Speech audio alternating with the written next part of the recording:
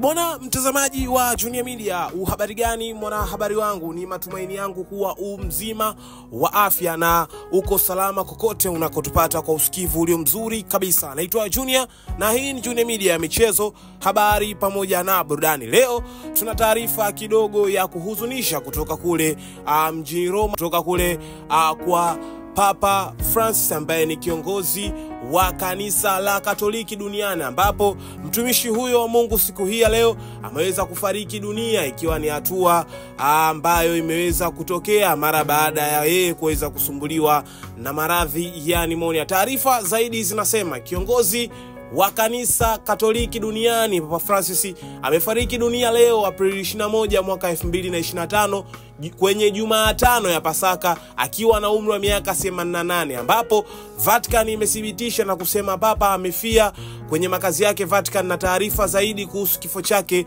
zitatolewa. Papa ambaye alizaliwa mwaka 1936 hivi karibuni amepitia changamoto ya upumuaji hadi kuhitaji mashine ya kusaidia kupumua, na amekuwa akikabiliwa na matatizo ya kiafya ikiwemo maambukizi ya mapafu pneumonia hadi kupelekea kulazwa kwa wiki kadhaa kabla ya baada ya afya yake kuimarika. Hizi ni taarifa kutoka kule Vatican, ambapo Vatican imethibitisha na kusema Papa amefia kwenye makazi yake huko, ikiwa taarifa za wiki kadhaa zilizoweza kupita zilithibitisha kwamba Papa alikuwa anasumbuliwa na ugonjwa wa maambukizi ya mapafu pneumonia hadi kupelekea kuweza kufariki dunia. Lakini hata hivyo, taarifa kadhaa zilizoweza kupita ni kwamba Papa tangu wiki kadhaa zilizoweza kupita alipotoka hospitalini huko Gimeri, katika hospitali hiyo aliweza kutoka akionekana akiwapungia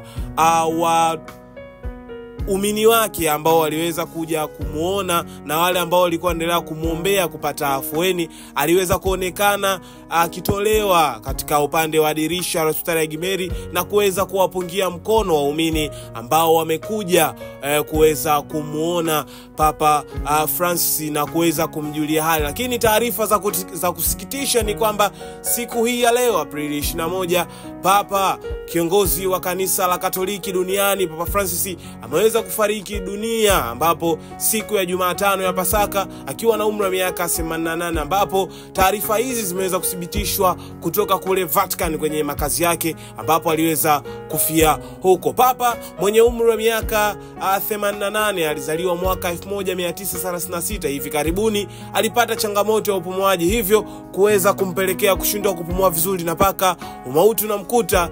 Huu ndio ugonjwa ambao uliweza kumnyang'anya uhai wake.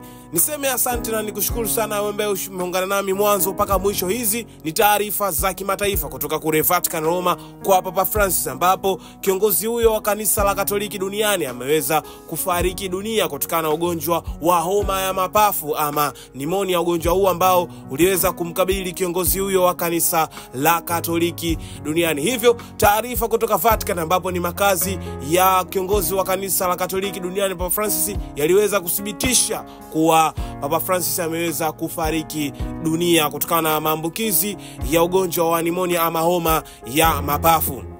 Nikushukuru sana kwa kuendelea kuungana nami mwanzo mpaka mwisho wa kipindi hiki. Naitwa Junior na hii ni Junior Media ya michezo, habari pamoja na burudani. Nikushukuru sana ambaye ushaungana nami, wewe ambaye ushasubscribe niseme asante, lakini kwa ambaye bado hakikisha unabonyeza alama neno subscribe ili uweze kuwa mwana familia. Kutokea hapa sina la ziada, nikuage nikutakia siku njema. Bye bye.